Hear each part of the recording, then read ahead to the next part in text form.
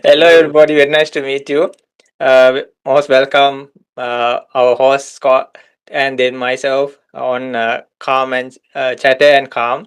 So, yeah, and Scott has selected a beautiful topic today, and he has done like tons of research and everything about it. And these are very personal, even like associating personal as well as many things associating our lives, even, and hopefully it relates to everybody, and it does. So, Scott, over to you, uh, and we can continue from here, and then we can just start from general talk things. So, anywhere it goes, because it's a free, open Yes, discussion, no? absolutely, absolutely. And just one slightly amusing thing, which most people would like to include in a text or something. I need to mention to Sanji that on our post, when we post, because the U.S. or most of the U.S. engages in something called daylight savings time. We are actually at 9:30 here right now in the central time zone of the U.S. as Mhm. opposed to 8:30, which our posts are. Mhm. But that's okay. It just makes those thousands of people who are watching us on a regular basis have to check and adjust to the different timeline. But what it also means ultimately is that they have an extra hour of sleep on a Sunday morning, which some people would choose not to want to work anyway, Mhm. or engage, or especially not wake up early. But cheers to you, Sanji, on the other part of the world for joining me, and thank you very much as usual. But yeah, I wanted to shift away from cannabis for a while and start talking about change. Mhm. When I had originally started this this podcast and come up with the name for this podcast, Chatter and Calm, I wanted to talk about things that were kind of mentally disruptive, Mhm. maybe, and bring things into discussion that would maybe move you, not necessarily from a place of trauma, but at the very least from a place of consideration and deep thought, and then really and excuse me, I actually I think about these things in a very specific way. I think about them in terms of being the white elephant in the room, or maybe not the white elephant. The elephant could be black or purple or whatever. The Mhm. color of the elephant doesn't matter as much as the notion that there's something really big in the room that no one wants to talk about. And I think that's almost always the case. I think there's always something Mhm. that people want to avoid talking about, even though it's right there and taking up a lot of not just a lot of physical space, but when things are that big, they take up a lot of mental space, a lot of physical space, and a lot of energy. And I've always felt that it's much better just to talk about them and remove that presence than ignoring it and pretending it's not there. Mhm. And so how how do you connect that with the notion of change, and um and then also what does that mean in terms of a podcast? So we got three things going on there: Mhm. um change, elephant, and podcast. Elephant changed and I'm did glad you start laughed. doing a podcast. Yeah, and then also the idea with the podcast Chatter and Calm is chatter. We talk about, we engage, we embrace the elephant and really remove that energy and presence from our lives is something that we need to address, but we're avoiding. And and and then um, you know, but I guess the thing I'm struggling to get to is that often dealing with that causes kind of internal stress and avoidance, anxiety, things like that. And then the idea after talking about it and embracing the elephant and dealing with that stuff, which can be traumatizing, Mhm. um, then we'd have like a 20 to 30 minute period of meditation guided by Sanji. So the idea behind the podcast is to really embrace, to really talk about that thing which we're avoiding, and then identifying the things about it that are so discombobulating. These things that you just don't want to deal with, but you do, and then once you do, it can be cathartic. But aside from the catharsis, just engaging in a nice 20-minute meditation to kind of bring the shoulders down and help the brain really adapt to the newness that things present when you're uh, engaging with that elephant, engaging with that thing that you really kind of want to avoid. And I personally think that um, this is, it's a very, very human condition to avoid change. Mhm. I'm familiar with this, you know, um, in the sense of when I talk to people, often what I like to determine or find out, when I'm making a connection with people, I try and find out the the things that they've had to overcome in their lives.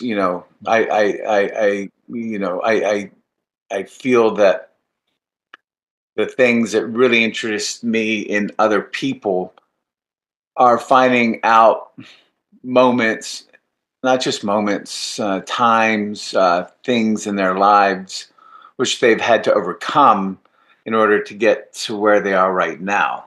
Mhm.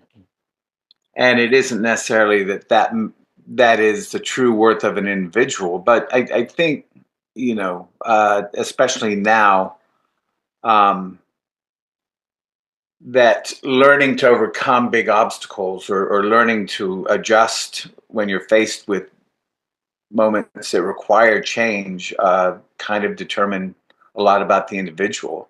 And does this make any sense with you, Sanji? Yeah, yeah, What yeah. I'm saying, and I'm talking very slowly, and I'm using a lot of pauses, and then pauses are important. But I'll speak slowly just to make sure that we're kind of on the same page and that what I'm saying is understood. Um, are we kind of clear at this point, Sanji? Yeah, yeah. So, good, good. And then we have all these concepts, and they're very ubiquitous. We talk about things, and one word, as we've determined in the past, can mean so many different things to so many different people.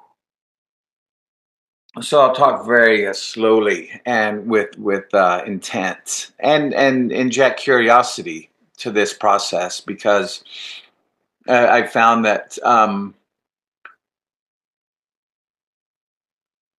bringing curiosity to a moment, when you look at it with curiosity and wonder, it changes your physiological and mental condition or approach to that thing, and then it becomes not quite so stressful. But um, uh, right before we started recording this episode, um, one of the things I brought up with Sanji is this article that I read a long, long time ago, and I'll try and find it for future reference, because this notion of change and how we adapt to it, I think, is of paramount importance. It's so important. But the article I came across, and I believe it was by this guy named Tim Ferriss, who writes a lot for the New York Times, and he has a very compelling post and a podcast that um, he makes so many podcasts, it's crazy, and they're good. But Mhm. what Mr. Ferriss mentioned in this article was the rate of change that we as humans have faced over a very, very long period of time, right? And when I say long period of time, it's, let's say, 3 to 4 thousand years, so we can encompass, that timeline, that one. It's not a timeline.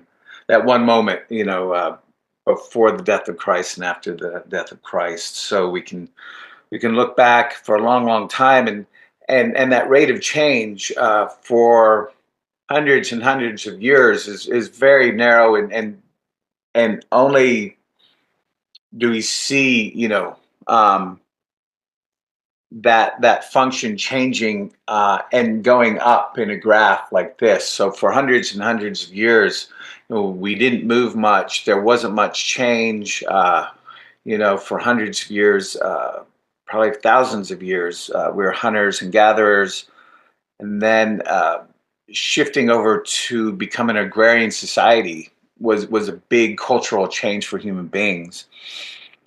But since the advent of the industrial age, that rate of change has become much, much more steep. And excuse me, as that graph, if this was put on a graph, you'd see this. And I keep on making this motion, which I on the y we'd see time, no change, and on the x-axis we'd see time. And what that represents is, as you see this line going up and becoming kind of vertical as opposed to horizontal, um, that line represents the amount of change that we have to contend with, that we have to deal with, and that change elicits a lot in human beings. And I see it, and typically you see it more with older people, right? Because as our brains age, it becomes harder and harder. Our brains don't change as quickly or adapt as quickly as we get older, and there's a stronger sense of holding to things, onto things as they are, and not accepting or adapting to the new things that are coming down the pipeline. And it isn't something. Well, look, it can be avoided. We can avoid this change, and actually, we can do things like hang out in caves and read about meditation, and I don't think that's a bad thing at all. I think that's a great thing. But if you're if you like want to be engaged with contemporary society, and or you have, say, for instance, if you have a business or a job that has to deal with a lot of people, and contemporary and current markets, or if you have a family that you're trying to raise, this change isn't something that can be avoided. But let me just touch on I googled a simple question, and that's, are humans naturally resistant to change? Mhm. And it seems pretty straight up. What do you think, Sanji? Are we resistant to change? I didn't throw any introductory questions to let you prepare, so I'm kind of asking you to uh, Mm. just wing it. Uh-huh. Yeah, yeah, it's so true. But you're Change, usually good at these things, you know. How do you change. see people Uh, and change? And yeah. are do you feel people are resistant to change? That's kind of a Mhm. funny thing. Uh-huh. Do you feel people are resistant? Yeah, in a way, like they seek change. That's why they go to different places or seek different things, new tastes, new sights, new something new to listen. Or they say they're bored. Mm. But change, That boredom. Yeah, that's right. yeah. So they seek change, no? But the irony is like Hmm. uh, change happens all the time. That's why we talk, we can walk, we grow. But the opposite is we grow old also. But still, the world evolves. The trees grow, no? The flowers bloom. Then there are days passing. Then the winters go on. Then the summer comes like that. So even Hmm. bad people can become good people. So there are because of the change, there are a lot of possibilities, and it's a momentary thing. Though we take a wide time duration, but the only thing is like people are, though they say they want it and they are living it, they don't feel it as well as they don't like it. So when you are see, kind of like in a comfortable position, uh, people don't know that is also part of the change. So likewise, what happens is that's why when we fall, we can get up again. No, if you see the negatives and Yes. the positives, but some person who's staying in some comfortable position or in his life or anybody any place, no, they don't like to see the opposite also. Hmm. But it says like what goes up must come down, no? But the one that fell down doesn't have to stay on the ground all the time. It does again the completion of the cycle or like the arch, and again it comes up, right? But it also won't be forever. Yes. But people, yeah, like reluctant and they don't like the change. Sometimes they suffer through like depression, anxiety, these kind of things, or stress themselves out. And in our latter parts of our life, even from the mid 40s, no, like there's a huge change process that happens. You feel, no, we don't have the same kind of energy, or like our eyesight may be reducing.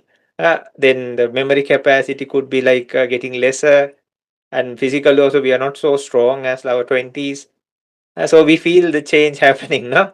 So when it was happening in the opposite direction, we would really love it. But now when it's happening, but there are many positive things. We become wiser, more mature. We can think. We don't like react so fast. But we kind of like oversee the positives, and we just focus on the negatives. So for some people, in a case, until we accept it and realize it and start living it, uh, but because of this change, we can do so many positive things also. So if we are in a Yes. bad mood or like we feel bad about ourselves, that's why like we can change it through mindfulness or meditation or even just by thinking about it. So change plays a huge role. That's why the earth rotates, no? Like and uh, Yes. many things happen, no? And we don't have to get stuck somewhere forever. People can make better themselves. So many things can happen. That's why they Hmm. can educate themselves. Others, if they are stuck somewhere, they'll be stuck in that situation or moment forever. But that is not the case. But there is a sad lining also. But I think the positives are more. Well, I agree with you. You know, and I really love what you brought there because there's kind of an inherent conflict there, right? As human beings, you know, especially uh, once if there are two parts of this: if and when. Mhm. If and when you get to that place of comfort, you know, we crave that comfort, and that's one of the things, you know, when I when I first started talking about, that thing which I kind of used to develop um, a relationship or develop a friendship with someone. I'm constantly looking at the things they've tried to overcome, Mhm. and overcoming things is acknowledging and adapting to change. But then another part of that I try and find out with people is their level of comfort, right? Because the more comfortable you are in a certain situation, the more reluctant you are to acknowledge, much less adapt to change. Mhm. And the real problem comes there, is because and also, I'll slip this in real quick. I'm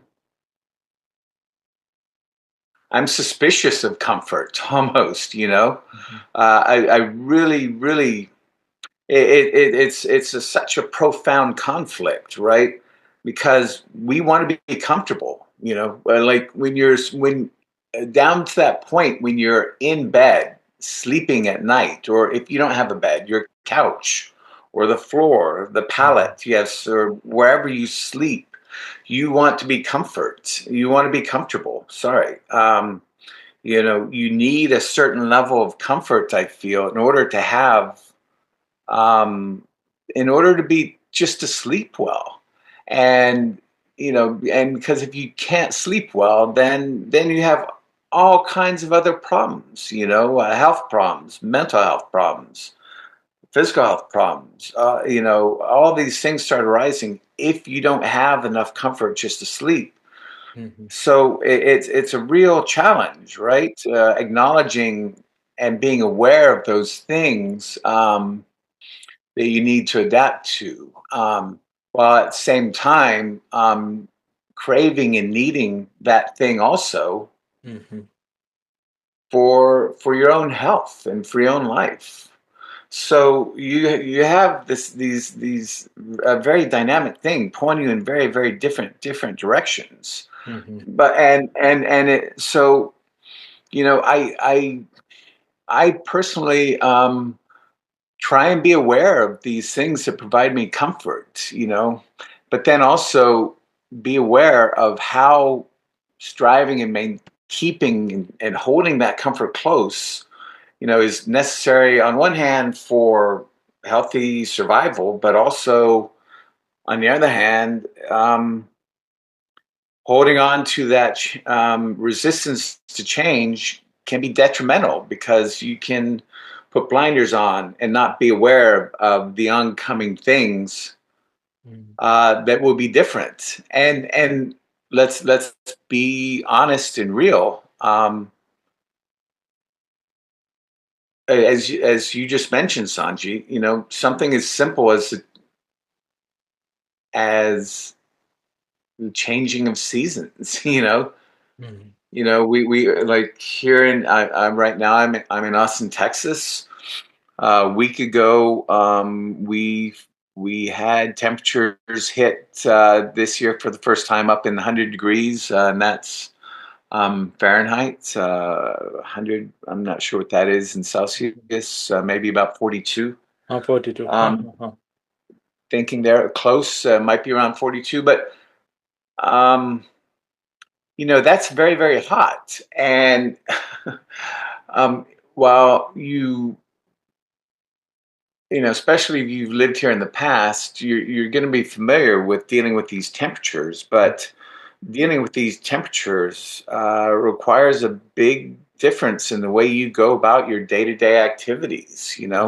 So between something simple, just like the changes of the seasons, Mhm. and then something a little bit more profound that's also going to affect all of us is the changes that are brought about because of age.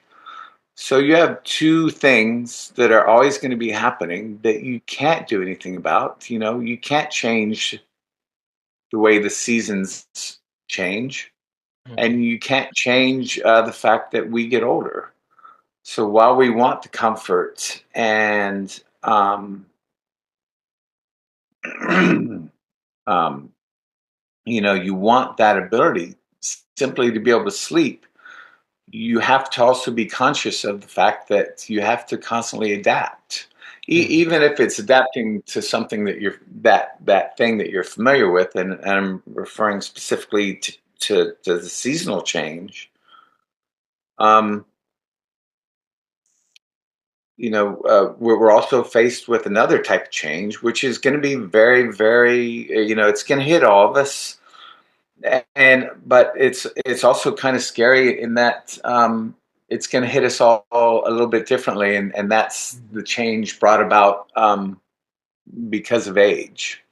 But let me, I mentioned about a couple minutes ago that I went to our old friend Google and typed in a simple sentence: "Are humans naturally resistant to change?" Change. And the artificial intelligence answer that was thrown at me is that, yeah, and this is my sources, Google artificial intelligence. It says, yes, we are naturally resistant to change. And this resistance stems from many factors, and one being fear of the unknown, Mhm. two is loss of control, and the need for consistency and predictability. Mhm. Then we go a little bit deeper into the physiological, the actual different departments of the brain. So, in our one part of our brain, it's called the amygdala. Amygdala, Amygdala, amygdala, Mhm. and this interprets change as a threat. This part of our brain, and it's really, really, really an old part of the brain, a part of the brain that we share with all primates. The Mhm. amygdala looks at change, and then it triggers a fear response. And it's in this part of the brain that we have that fright or flight syndrome, right? Mhm. So it's something that all primates are aware of, that moment when we're faced with someone trying to eat us or some of that nature. This part of our brain stops and categorizes it, right? Categorizes this change as and looks at it as fear, and it's something that we have to adapt to. Now, I feel I'm kind of losing my path here, but so I'll go into a little bit more detailed explanation of this, and we'll examine these different parts of things that introduce fear to the human brain. One I mentioned, fear of the unknown, Mhm. um, uncertainty. I'll read this and then we'll talk about change. Often introduces uncertainty, which can be unsettling. People may fear what the consequences of change will be, especially if they don't understand the reasons for it. Yeah, you got to sit with this one, and fear of the unknown is big, and especially, we were talking about that comfort zone, that place where we all kind of crave a level of comfort again, because as I was saying, it's necessary just in order to sleep, I think, but also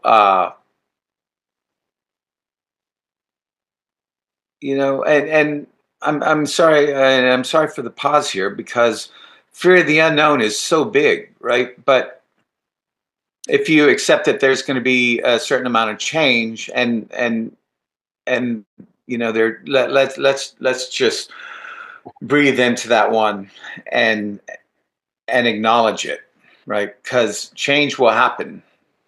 There's nothing we can do. um, Seasons are always going to change. We are going to get older. There are just two very simple things there that we're going to bring this about.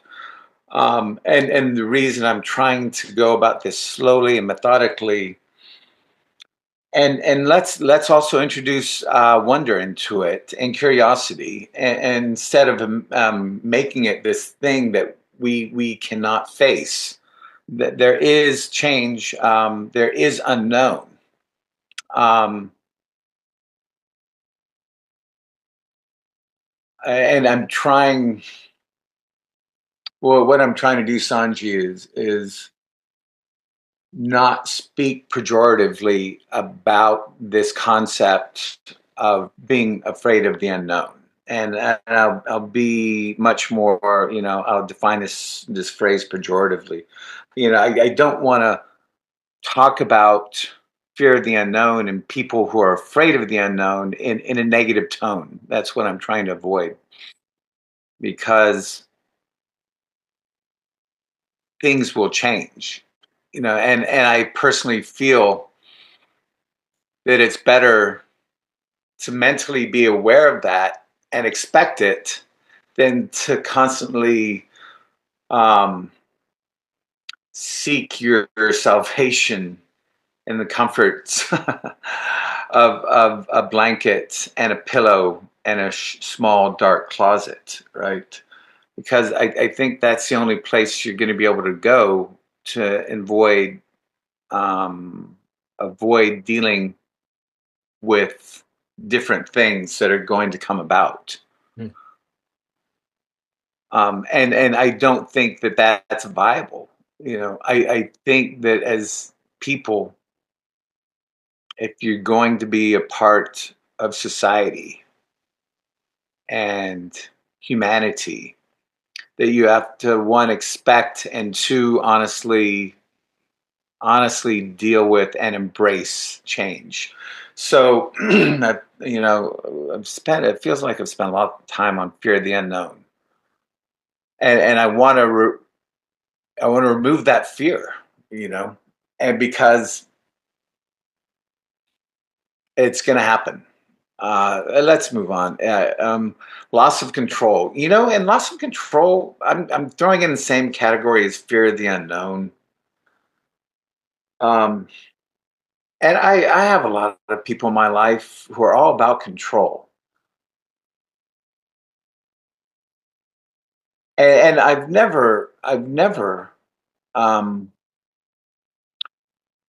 I've never been able to relate to that, because I've always thought of control as a fallacy.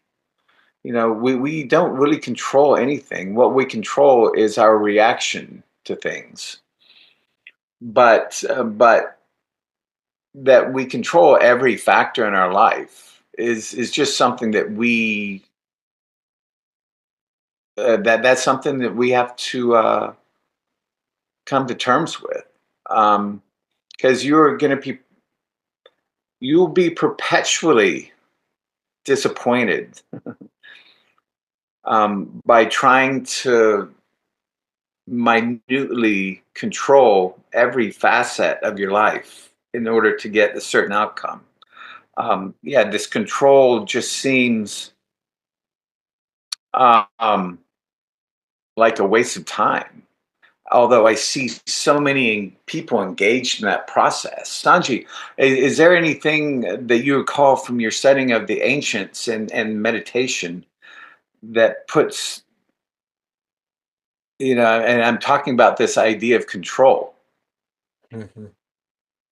Is there anything that you can think of right now that they talk about that echoes what I'm trying to get across in terms of control? Yeah, yeah. Regarding one more thing you mentioned before, like the fear Mm-hmm. of the unknown.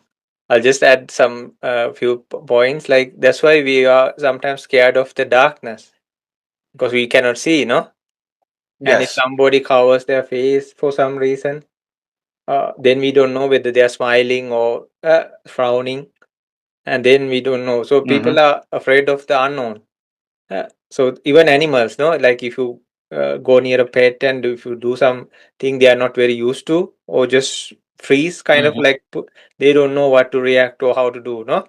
So then they panic, or just sometimes even our pet, like you can play with it around, and you just go and Yeah. to tease it. You just go and do something like it's like you are frozen or something. Then it sometimes growl also because it doesn't know how to react.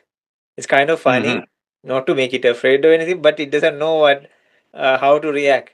So likewise, yeah. But say like in the darkness, if you take a torch and when you can see, that makes Yeah. a whole game changer, right?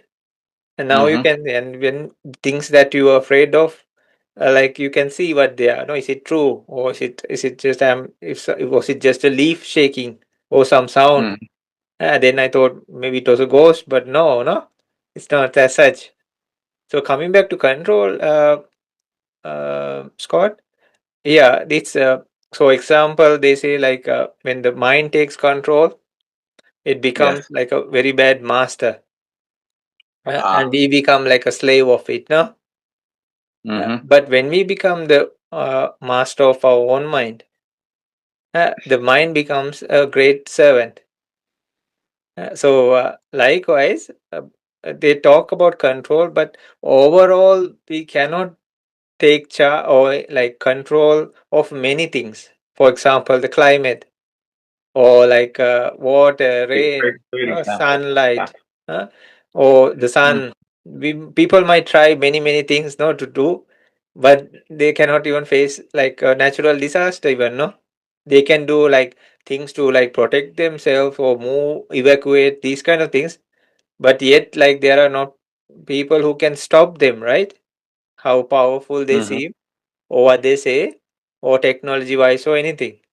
So there are some things like whatever we try, it seems out of our reach or control. But the things we can take into control, like our life and no situations, when it's going out of hand, you can get back onto the steering. So ancient wisdom says like many things we are there's like the control, and sometimes when you try to control things, even in meditation, it becomes very unpleasant also. Not only when people try to control the others, even when we try to control ourselves also, but it can bring into some kind of proper path. For example, if somebody is into some addiction, they can bring some self control, right? And then change those habitual patterns. They can restrain themselves, Yes. no, and avoid all situations. Or if they're always in conflict, they can avoid, have self control, or they know the limitations, no, what they have. In the other sense, like Yeah. ancient wisdom says, like we are also part of a mass, like a system or like a phenomena. So we are also just Mm-hmm. doing our small little bit of part, but yet it's like the whole thing itself. For example, we say we are cooking something, but yeah, we found the ingredients and all this. Maybe we worked for it, or maybe it shows our pay, and we bought the things, or we grew it. But still, there are so many things like the pots and pans, the stove, the heat, how it's generated. All these come into, and then like if you're in a house, how the house came, and then how we were born, and all these items we are wearing and everything, the utensils, Mm-hmm. and then if these things what we are cooking, how they came upon, even if you are using water, the other ingredients. So it's a whole pile of then the farmers, then the climates, the trees, the seasons, the skies, the oceans, everything is involved when you are just preparing something. We say, "Oh, I did it," and then if somebody dislikes it, "Oh, I put so much effort." Now nobody appreciates. But the thing is, like it, you are also a part of it. Yeah, if the ingredients are separate and the pots and pans are separate, it doesn't cook by itself, no? So we were Mm-hmm. able to make that part happen, but yet there was a big process that is involved in that also. Uh, that's why we cannot take full charge, full control, even ourselves, our bodies. That's why, like, we cannot say no. So even people, ancient, very wise people say, if the eye was your eye, yeah, please tell it, don't fade away, don't age, be as you are, be as the best, uh, and but we cannot, right? I just like to see only pleasant things. So show me only pleasant things. No, it shows unpleasant things also, right? for the ear, Yes. nose, tongue, body. So it is like we cannot control it fully. We can do the little bit we can for part of it, Mhm. but other things we cannot. We cannot say, okay, you listen from today on, I order you. You will only listen to good things only. No, at some randomly when you can listen here, over here, some unpleasant thing, right? Even a gross noise. Uh, so Mhm. it happens at taste, smell, feel, the touch, or even the thinking itself. We can say, I from today, I order you to have only good thoughts. But no, it brings the Mhm. negative thoughts also, right? Yeah, we can Yes. focus Yes. it in one way and then make like good thoughts or positive thoughts happen. But we are not in total say somebody got back the steering, but still they are just steering, right? The Mhm. vehicle or something, they didn't make the whole entire vehicle from like a microorganism or like a atom. No, right? Right. There are many people involved, right? But this person took charge now. Before maybe it was going to go awkward and wayward, no? He got he or she came to the driving seat again. But still there's a lot of Mhm. things that happen. No? So with that, no? We are just kind of like steering it in the proper direction. So control has that aspect, but we cannot have like total control. And more we realize that it's life. It's just like you are steering in the proper direction. So it's like kind becomes more and more effortless also, because you don't have to try to push and trying to topple the worlds around. No, True. you just have to just divert it in the proper direction and what Mhm. just wait and see what happens. It's more relaxing and more soothing. Yes. Yes. Mhm. Yeah, yeah. I agree, and I really try to integrate a degree of randomness in my life, and I do that. I do that by letting others kind of make decisions, or if I feel drawn, if I'm coming down a path and I'm being pulled in one direction, I'll intentionally take the other direction. Or even one thing I often do is uh, I'll do word puzzles at night before I go to bed, because it kind of Mhm. gets my mind in this state where I'm focused and thinking about one thing, and then I can sleep easily more. So when I'm doing these word puzzles, definitely feel certain solutions coming to my mind, and I'll intentionally choose other solutions. And actually, I started doing that recently, and my success rate has improved dramatically. It's odd. Mhm. I'm scoring so much better on these silly word games now that Mhm. I'm taking these different, like, and it's hard to describe. It's like I can see a possible solution very clearly, Mhm. but it might not be right. But then I'll feel something kind of gnawing at me in the back of my head, and I'll pause, I'll breathe into it, I'll isolate or figure out what that other solution is, and I'll go with that. And it's funny.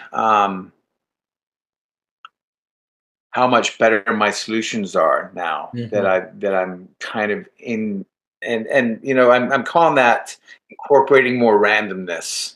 And Uh-huh. I don't think it's actually randomness, it's just um, going taking slightly different routes than what my mind is telling me I should be taking. Mhm. But let me step away from that, because one thing, we're talking about change and control in order to mitigate change a little bit. And then I was also talking about, that level of comfort is one of the reasons why we avoid change, because in finding comfort, change will often um, have an effect on that level of comfort. But I'll take another step and say that that comfort represents security. And the reason I'm making that statement is because for a long time, for well over 20 years, I've carried a quote in my wallet, Mm-hmm. and I don't have my wallet here. And it's something I keep in my wallet, and I read when I see it, and when I think about it. And I always think it's a great quote for moments like this. And one of the things that makes it really a great quote is it comes from a woman named Helen Keller. And, I don't know if Helen Keller is known outside of the United States. My mouth is Mm-hmm. dry. I don't want to be able to read this properly. But Helen Keller was, have you heard of her, Sanji? No, no, no. Helen Keller was blind and deaf, right? Oh, uh-huh. And she learned she was born blind and deaf, so communication was very difficult for her. But she learned how to communicate with sign language, and she learned how to write. Mm-hmm. So she had a great teacher. Alexander Graham Bell was one of her teachers, and Uh-huh. he's credited with a lot of the inventions that made telephones and communicating through telephones able to happen. So he was a very smart person, and without him, I don't know if she would have been able to achieve the things that she did. But she wrote a lot. Yeah. She was an amazing woman, and this quote. So I'll stop talking about Helen Keller. Uh, Talk about this quote, and she said, "Security is mostly a superstition. mm-hmm. It does not exist in nature, nor do the child of men as a whole experience it. Avoiding danger is no safer in the long run than outright exposure." And this is the best part I like about this quote. The last sentence: "Life is either a daring adventure or nothing." Mm-hmm. And I've always loved that, and especially the way it relates to something that I incorporate in my life, and that's like being aware of the comfort zone and the level of security that it brings. But then, in the course of being aware of this, also being aware of the other side of it. It's like a double-edged sword. On one hand, we have security and comforts and the ability to do simple things like sleep and have an expectation of what we're going to eat. But on the other side of that sword, um, you're presented with this notion almost being a fool's errand, right? Because things will change. Change is a fact of life. It is always going to occur. There's nothing we can do. Really, people are trying to not age, and they're finding better and better drugs to not age. But even now, if you live to 80, to your mid 80s, that's 10 years longer than the average life expectancy, at least in the United States. We're going to die. And so I think it's of paramount importance to embrace and be aware of the dual nature of change. Well, on one hand, yes, we like comfort. No, not the dual nature of change, but the dual nature of comfort. On one hand, it provides us with things that we crave, that we need, on levels, on and not levels, but we need this in places of our brain that we share with um, primates. That with not just primates, but any being at all.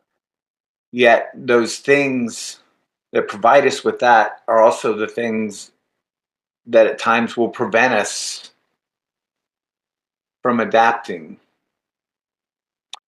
So um, it is a challenge, and it is difficult, and it is terrifying. But I love your anecdotes, and that's one of the reasons, one of the many reasons I love talking to you. Whether it's through this podcast, you're always able to bring up old stories, anecdotes from the readings you made and how they apply and are significant to today.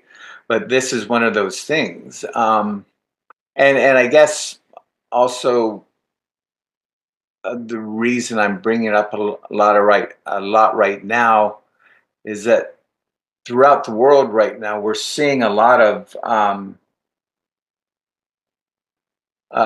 countries being run uh, by far right leaders, and these far right leaders are often leaders are the right is very very conservative, and in conservatism um, you have people wanting to keep things the same, or and maybe not even the same, but in ways that are not changing, not adapting to change, not embracing very very important things that are changing, like climate change and how we need to adapt to changing temperatures, and trying to keep things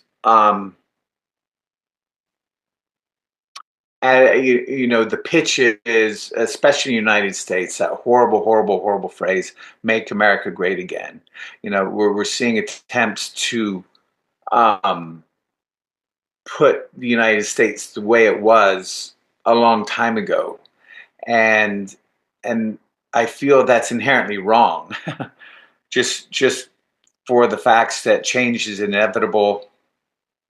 We're searching for this comfort and security that only existed in this kind of fanciful memory that we had, when the truth is, every step along the way from that picture that so many people are romanticizing, and this idyllic picture um, that is no longer, that picture does not resemble what we're the life and the things we're doing right now.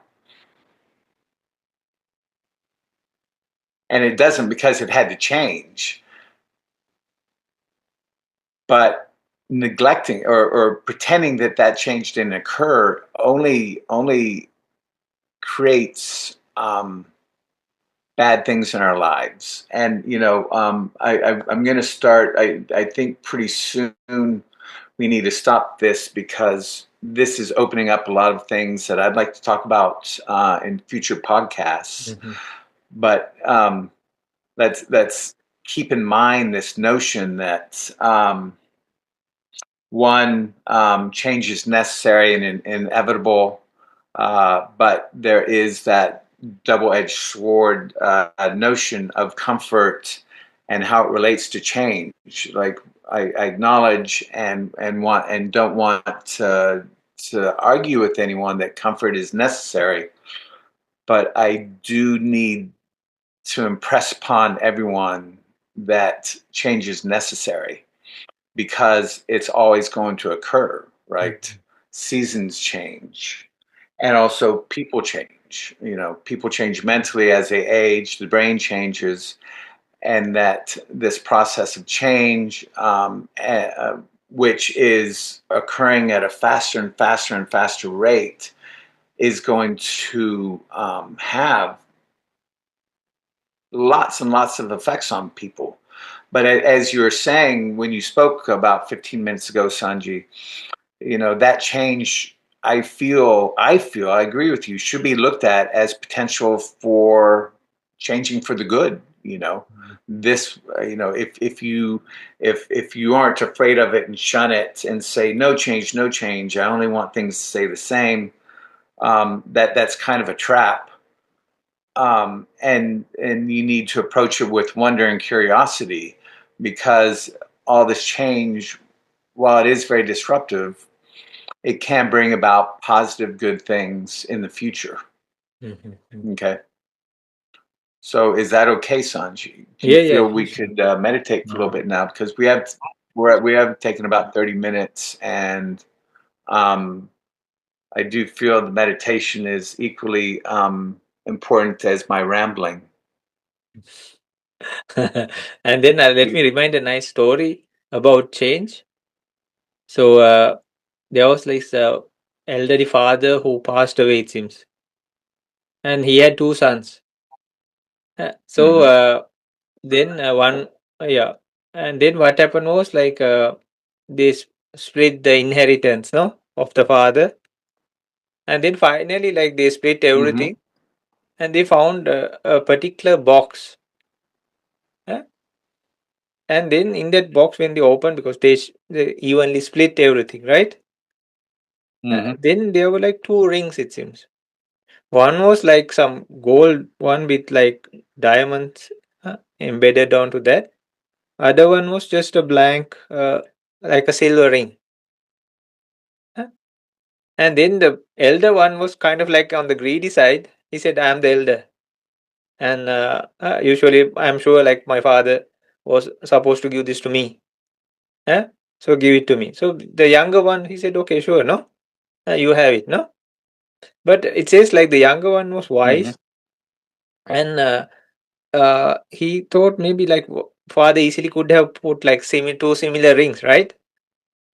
But Mm-hmm. why did he just leave one like this and the other one just like with just silver? Then he was like really curious and he was like looking around and he saw inside it was like engraved, right? Or carved inside. This will also change. Huh? This will also change. So the brother, the Mm-hmm. elder brother, he was like putting his ring on and then uh, he was like, when everything was flourishing, he was like over the peaks, no? And when it crashes, he was like down, depressed, even physically ill, and that happened. But the younger one, whenever something happened, even in the best of times, he would naturally look at the ring, it seems. And he just think in his mind that, okay, because this is like his father's advice, right? Huh? Mm-hmm. And it's not a simple thing, it's a great thing, no? And he was just naturally, he would look at the ring, even if it was the best time. And he would just think to himself, oh, this would also change. So he would not get overwhelmed by that or caught up in the high waves of it. Yeah. And there will be surely like bad times, no, physically, mentally, socially, uh, or in the family background. Then at that time, definitely he would look at the ring and say, this will also change. So likewise, uh, so this message of change doesn't come with glitter and glamour itself. Yeah. Sometimes it can be in the very most simplest of things. Uh, but yet it's so profound. Mm-hmm. And even people like in ancient times, they say like even if there's no preacher, nobody, no religion, nothing, the world will have like some profound natures. One is like all constructed or like all phenomena is bound to change. Sabbe sankara, yeah, all formations actually are bound to change. And then if we don't realize the change, what happens and we think it's something permanent, that brings sadness. That brings suffering. So sometimes some teachers and all say like even if you go to the doctors, tell them that oh doctor something natural happened to me. But we do the opposite. No doctor like see my leg and oh my knee. I didn't even think that this will happen. And we act like we are the first people on the face of earth that who had to go through some kind of particular illness or injury, right? But no, there are maybe thousands before, thousands after us, or in the present moment, Mm-hmm. maybe 100,000 even, no, all over the world. Yeah. So, but we think it's like the first time and it should be as such. And then the mental side is also so. But if we Mm-hmm. don't take it and see the reality of it, what happens? It brings us suffering. So those masters said, like, Sabbi Sankara Dukkha, like, yeah, all formations, if we don't realize this ultimate reality, we fall into the trap of suffering because we think something permanent. That's why the opposite, when it melts away or starts fading away. But nobody complains if you are sick and you get well, right? If you're in a Mm-hmm. bad situation and you come out of it, nobody think, oh, that's also because of change. No, right? Oh, nobody, oh, because of change, I feel much better now. No, right? Mm-hmm. Only when it's good and you fall down. Oh, I don't like this, I don't like that. No, why does it have to change? But what about the opposite, right? You feel sick and you get well. Oh, you feel very happy, even if you just come to the normality of things, right? And if you are in a low or some low situation, financially or anyhow, but when it starts arising, nobody complains about that, right? But that is also Mm-hmm. change. Uh, so, Yes. or maybe the climate seems we're too cold or too hot, then suddenly it changes. That is Mm. also, or you're hungry and you eat something. Oh, like you are happy and you feel full, no? Or like uh, Yeah. you feel comfortable, no? Or you're fulfilled, no? Mm-hmm. And so that is also change, right? You're thirsty and we drink some water, or we want to breathe and we grasp a breath. That is also change. So Mm. actually, like nobody says about that, right? We just talk Yes. about the negatives, and when we are there in a good place, and when we try to fall. That's true. But what about the Mm-hmm. opposite, right? And this change, however, we Yeah. try to run from it, Scott, we cannot achieve it. Say we run around the world even unless we face it, Mm-hmm. or accept it or understand it. Say we run from one place to the another, one place to another, no? So we say like we we don't want change, Mm-hmm. but we seek change or crave Okay. change, and we keep like new foods, new places, new people, no, or new Mm-hmm. situations, new countries, maybe new next life even. So we keep running and running, running, but change is we are always carrying it. If you say, hold on, hold on, hold on, hold on, and maybe you are the most poorest person in the world, maybe you are in a hut or under a rock, but still you Yeah. can be happy. Mm-hmm. And they can be very happy with this. That's why some children, they have the very minimum of things, but they seem very happy. And then you Mm-hmm. wonder why, no? Some Yeah. elders with all the luxuries, they are sad. But these kids are Yep. playing with some maybe some branches or no, some sticks and twigs, Mm-hmm. and but they are laughing, giggling, and all playing around, no? But still they can feel the happiness, right? Yep. So likewise, we can see it, but if we change the way we are looking at it, that makes a whole, and we don't have to suffer, no? If it's unavoidable, and if it's always happening, why not we like guide it towards the way or put our sail our boats, no, in that direction without trying to it's always say like it's Mm-hmm. easy to go with the flow, right? If you are otherwise you drown, kind of, no? Yes. Or you have to make so much effort, but here it's not like Mm-hmm. a winning game, right?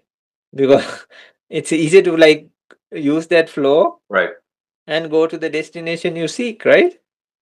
Because this is always happening. Nobody can stop it. Mm-hmm. If they even nuke every place, but they cannot stop it is Yep. change itself, no? They'll no even if they start nuking, oh I don't want to Uh-huh. change. I want to change, sorry, I want to change everything. Or stop change itself, sorry. And they start using nucleus or something, but no, that will Yeah. be also part of a change, no? Mm-hmm. And they are also trying to change it. No, that is like very ironic, right? Very ironic. Mm-hmm. So we also, in a way, like we are trying to nuke ourselves or the surroundings or something, Yeah. wishing that, but we are trying to do the same thing, which will bring the same result, and still will be sad Mm-hmm. or upset. Yeah. We put ourselves into the same situation, no? Mm-hmm. So if we can like even that mindfulness of okay, even this bad situation or the low mood or anything, this will also change. And we can recollect why okay, if it's even say I have less and lesser time, I should be more and more happy, right? Not more and more sad, no? If I had a ton of Yeah. time, I can have the time to be sad also. But now I Mhm. don't have a ton of time, no? Then why would I spend that time being sad, right?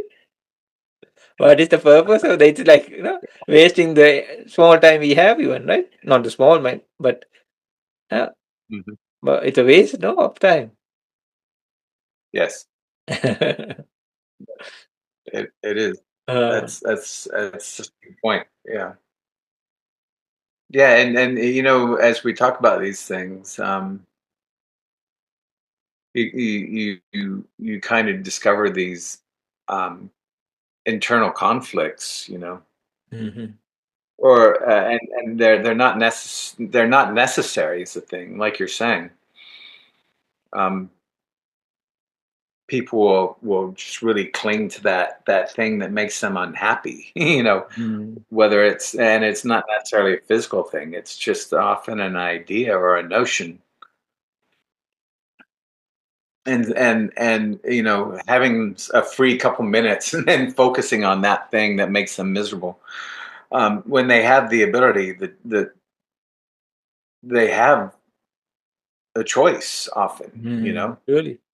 and like do something different, think about something different, change your mind. But yes, I love your analogies and what you bring to the table in this conversation. It makes me think a lot, and then I have to write a couple notes so I Oh. don't forget for the future. Oh. Yes. Mm. Yeah. Thank you, Uh, and I agree. uh, And do you have, when's your next show, Sanji? At uh, 20 just more minutes, time. 19 minutes? Yeah, yeah, sure, no problem. Okay. Uh, so Would we'll you like make, to meditate, yeah, or surely. is Yeah, now? yeah. Let's do. Is that all right? Yeah, Yeah. yeah. Okay.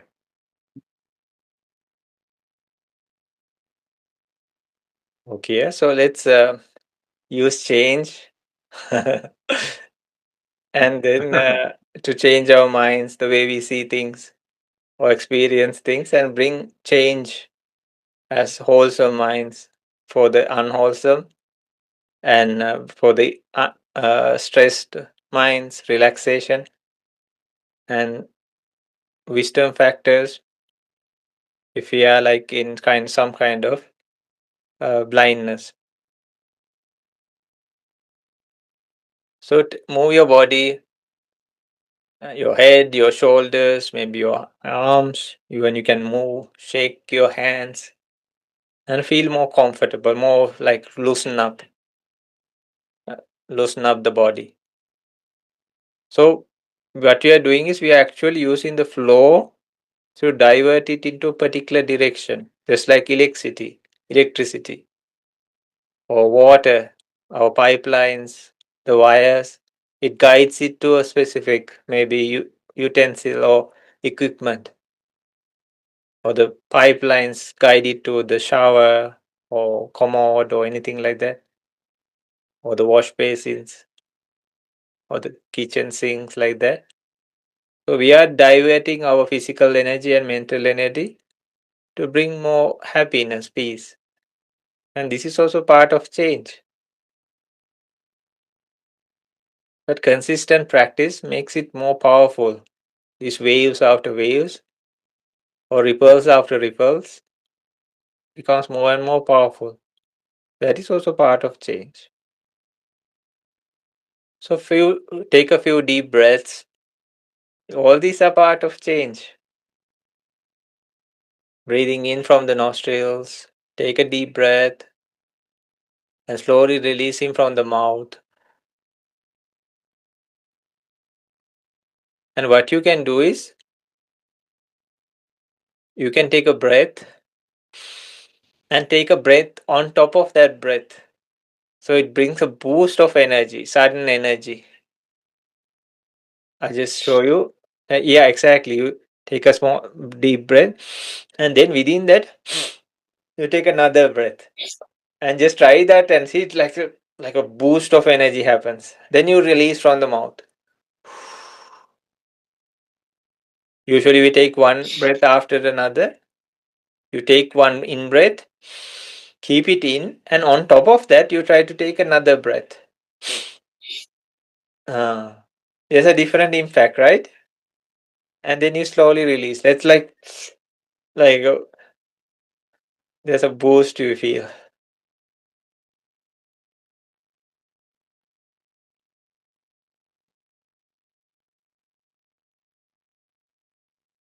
And now slowly try to scan your body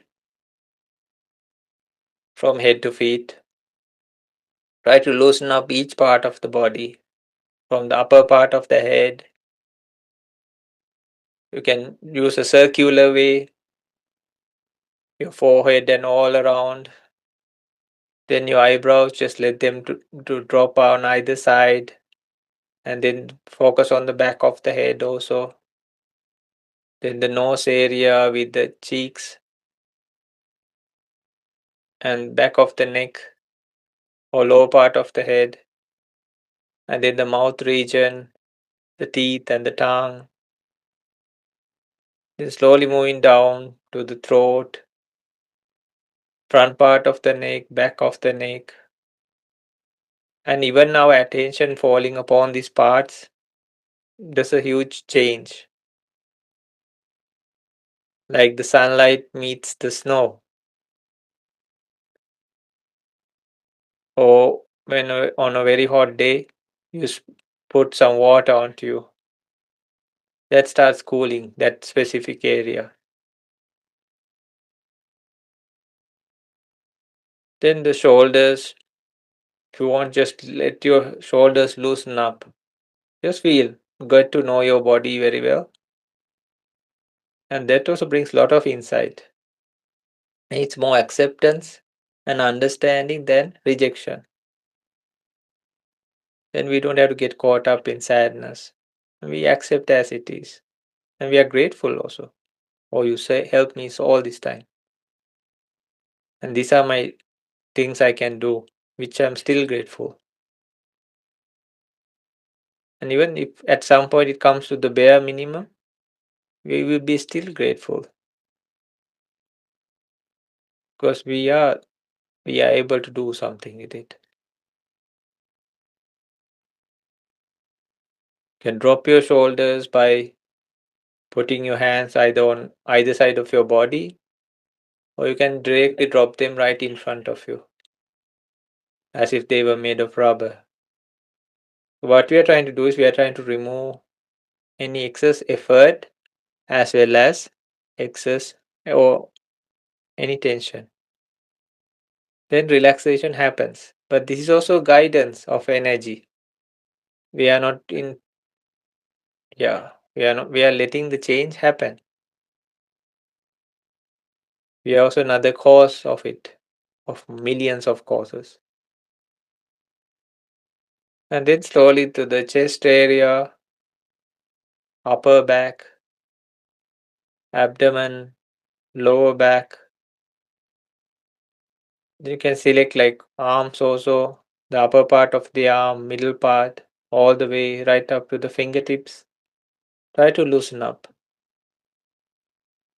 And then the other arm also, the upper part, middle part, lower part, right up to the fingertips.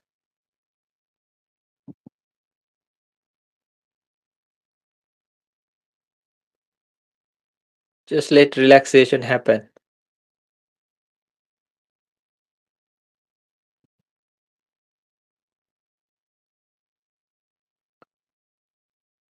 Then after that, just like the upper body, the lower body also, just see whether you are seated comfortably. Try to release and relax face muscles and everything. Huh? Just let it hang or just let it loose. That brings a lot of comfort. And in the lower part of the body also, just like the arms, the two thighs, the two knees, the two middle parts of the leg, the shin area, the calf muscles, and then both the ankles, the heels of both feet, then the soles of the foot on both legs, and all the way right up to the toes.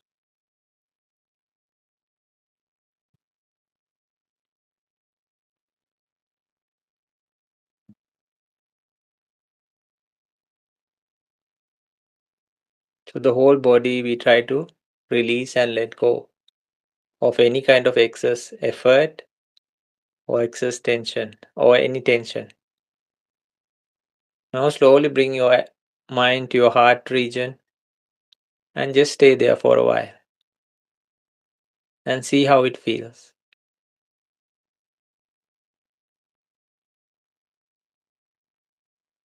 Just without reacting or anything, just stay there and just see how it feels. And just see whether you can accept anything that happens in that moment and be all right with it.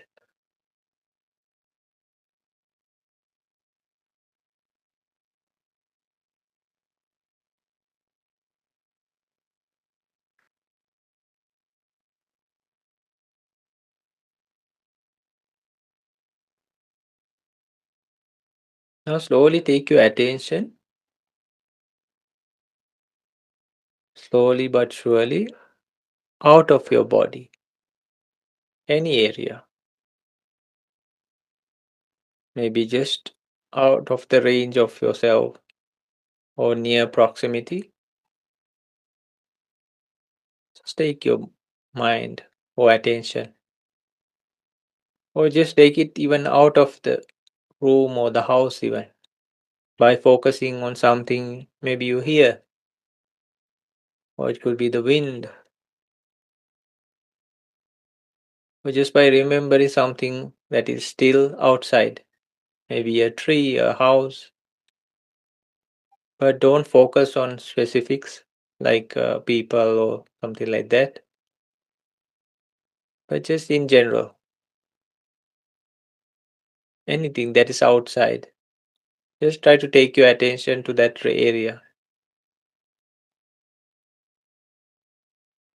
and just see how it feels, or just what you can hear in this moment.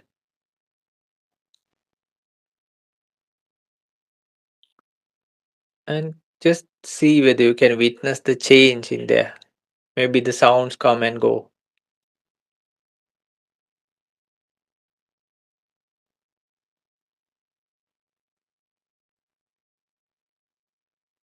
Even if it's vehicle sounds or anything, doesn't matter. See how they come and go. Even if you hear the same sound,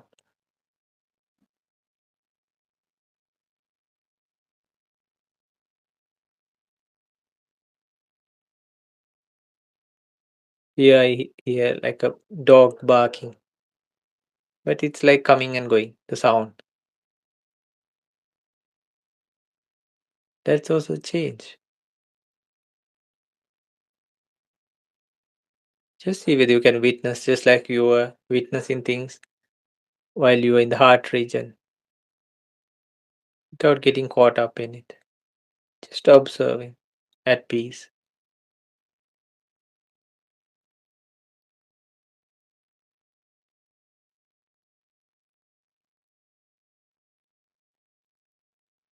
Now slowly come back. Come back to the nearest, the proximity around you, and just see how you feel, what you feel. It can be just the space around you, even. Doesn't matter. Or the touch of the chair you're seated upon. Anything, just to know that the near most, like most proximate things, the most nearest things.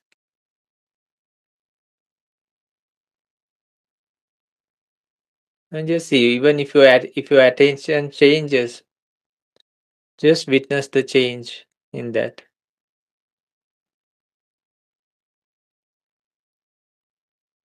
Now slowly come to the surface of your body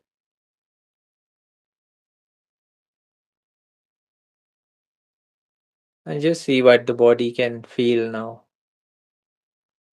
Maybe you feel the fabric of your clothing, anything, even maybe your feet touching the surface or the touch you feel of the chair, any kind of sensations that it brings.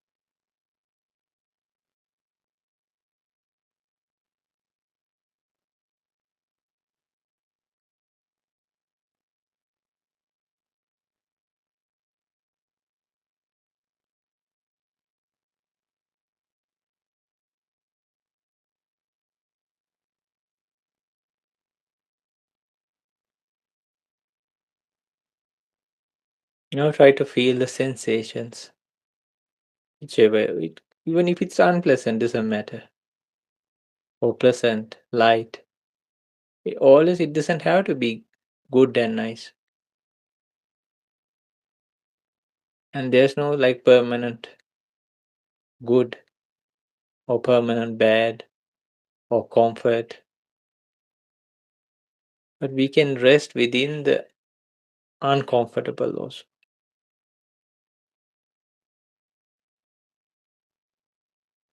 Even later, we can rest within the pain also, because our mind is able to penetrate that and see beyond.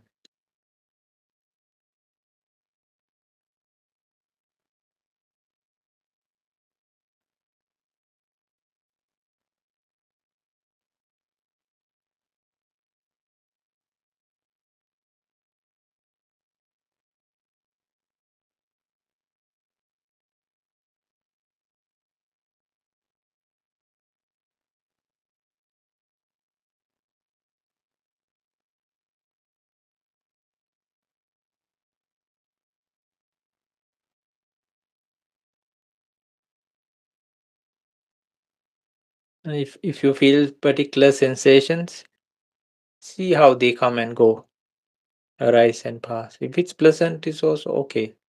Even if it's unpleasant, doesn't matter. Just see, like witness these as they come and go.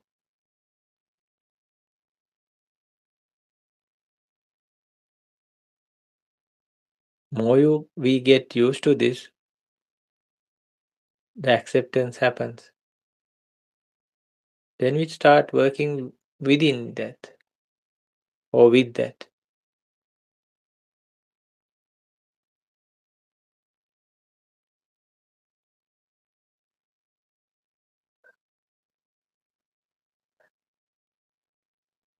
It's like using a boat to travel on a river. We are not trying to change the river. We cannot solidify the river, but we are using a tool or a vessel or a raft that can travel that or travel on that to get to the destination we seek. Now slowly bring your attention to the breath. Breath is a great tool, and just because it's one of the main reasons we are alive. Water comes second, food comes third, then all the rest comes after. Especially the things we are worried about, anxious about, sometimes sad about. Just think how this breath brings new life. But that in breath we cannot keep forever. It has to go out, but yet it brings a new breath in. So just feel how nice it is to be alive.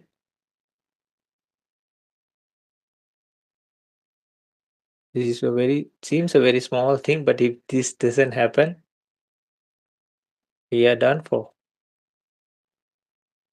See how lucky, how beautiful. Some places it's called the beautiful breath.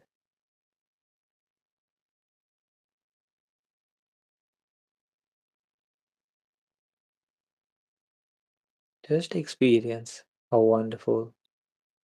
And then you can go into the bigger reasons to be more and more happy. Just a sip of water. Some people cannot drink. Maybe they have some kind of throat cancer or they had some operation or some difficulty and they cannot drink water no more. Or it should be put through a tube. Some people cannot eat food. That also has to be broken up and put in through a tube as liquid. Some people cannot take solids at all. Even the idea of like wearing what you like or what you cleaning ourselves, go walking. These things are though it looks very simple and we don't look at it, it can bring a huge joy of life in life. For some people, they have to lose their limbs because of some illness or accident. And see how blessed we are to have these kind of simpler, more simplest of things. But they are the most essential.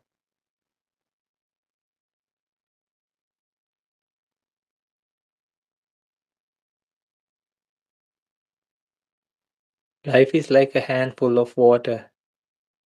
For a traveler in the desert, it's one of the greatest blessings. Yet it will slip away through our fingers. We cannot keep either, it will evaporate. But why not make the best use of it before it slips away?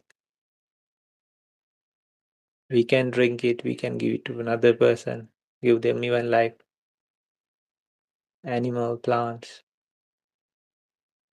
And in the desert, it will be a great, one of the greatest things. Likewise, if you talk about the overall existence, change made us come to the position or birth we are in now. The overall of existence, it's like a desert, and we are in like a oasis of it, human raw. And every moment spent here, we can do so many things without just wasting our time thinking about the negatives. It actually every moment wants to change, but we really drag it back in.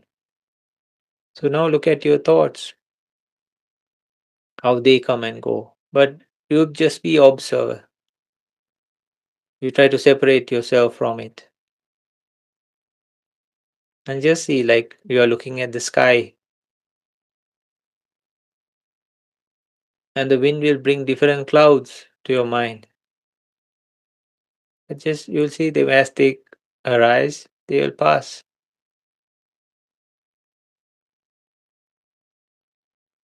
And we cannot do anything about it. But we can enjoy it, relax,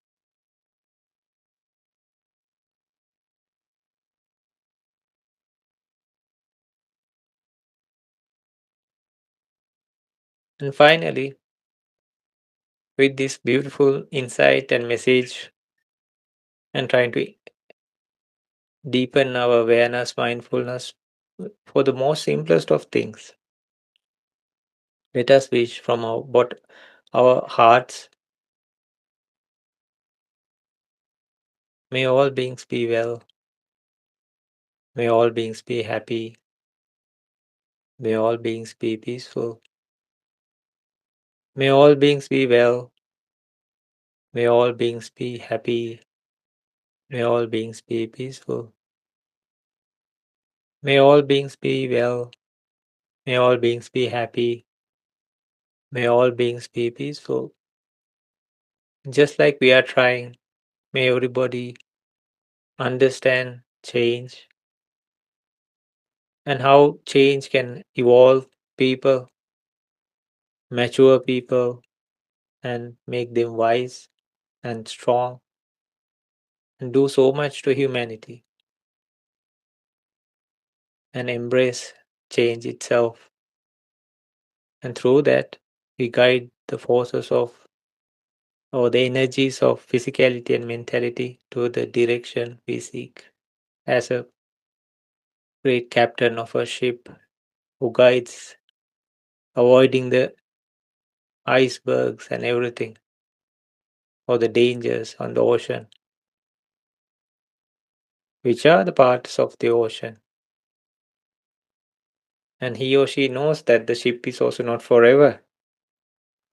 While it's there, while the fuel is there, they take it to a proper destination through that guidance or mindfulness.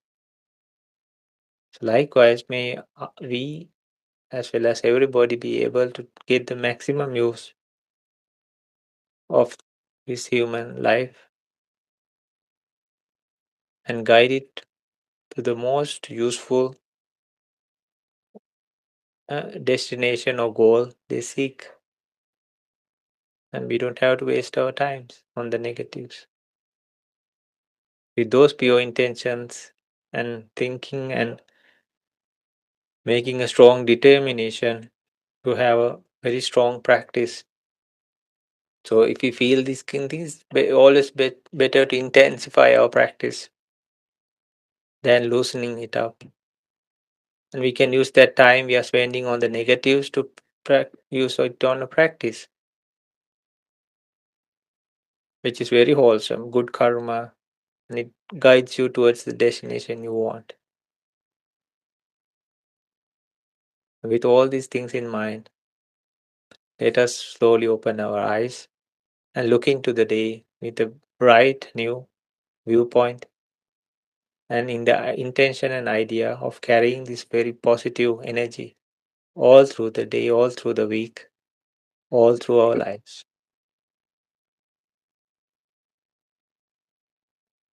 You can gently open your eyes. Okay. So we can focus on a practice, Scott. So without like when people feel bad or something, I mean, many people feel, don't know, they feel right. With that time, you can sit and Mm-hmm. meditate. Just watch the breath. That's a wholesome object. It's a very positive and a wholesome object. Mm-hmm. And we forget about the very small things that are really keeping us alive, right? Say we have Yep. everything and we cannot breathe no more. We are finished, right? Mm-hmm. Food, water, it comes next, no? Just a breath, like everything goes in a split second. Mm-hmm. So if we can focus on that, oh my goodness, I'm so lucky to breathe, no? Yep. I'm so happy to drink something, eat something, even if it's the most simplest of things, no? Mm-hmm. I'm still able to move my body. I don't have big illnesses. I have good roof over my head, proper clothing, no? These we look, oh, we don't see these small things, but when they gather, my goodness, there are so many reasons to be happy. We Yes. don't like to go around like no with a band or something. Hey, I have clothes. No, not like that. But in some instances, that can be the case. No, people in war Mm-hmm. zones or like some natural disaster, they just don't even have clothes. Like no, only maybe the ones they wear or the next meal they Mm-hmm. don't know. Right? Some Yep. people crave for breath. No, when they're in the hospital or ICU, or when they have asthma or some other critical illness, allergies, they want the next breath. So we just take it so easily, no? Yep. Uh, okay, Scott, Y- eh? y- Yes. Okay. Uh-huh. And so it's today, Sunday. Yeah, I'm gonna be in touch with you Sure, sure. because I'm gonna be putting more work into this stuff. I reached out. Oh, yeah, we could stop the recording, I Okay. guess Then now. thank you everybody for And thanks watching. a Thank you. lot. Yeah. Yeah, thank you.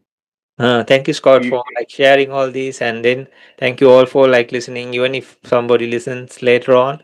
And yeah, we all everybody hope everybody the very best and enjoy their lives and reach the destinations they seek.